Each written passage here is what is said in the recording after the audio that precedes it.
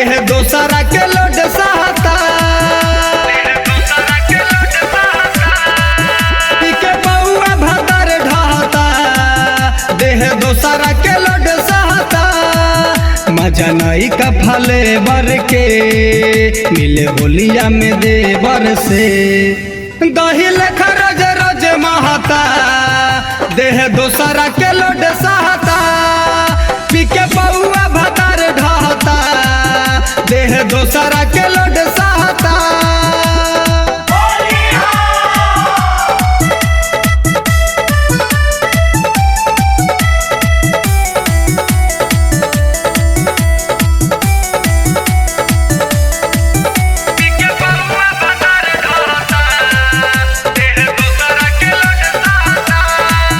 नहीं पिया जी के सूझे दुख देवरे तब बुझे असो देवरे पर रह जाई का हो, भिग जाला पोर पोर देह देला झका झोर, जोर देवरे के सह जाई का हो। नहीं पिया जी के सूझे दुख देवरे तब बुझे असो देवरे पर रह जाई का हो, भिग जाला पोर पोर देह देला झका झोर, जोर देवरे के सह जाई का हो। खाली हमारे बेरा में रहता, लहे लहे देवरा के लहता, बेरी बेरी प्यार कोइल चाहता, दही लेखा रोज रोज महता, पीके बउआ भतर ढहता, देह दूसरा के लोड सहता।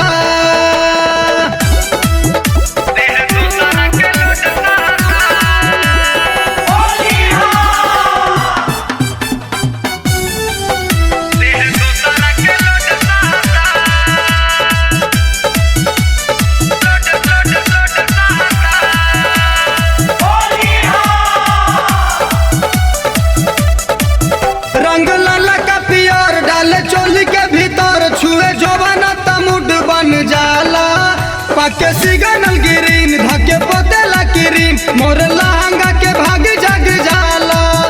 रंग लाला का पियर डाले चोली के भीतर, छुए जोबाना तमुड बन जाला, पाके सिग्नल ग्रीन धके पोतेला क्रीम, मोर लहंगा के भाग जग जाला।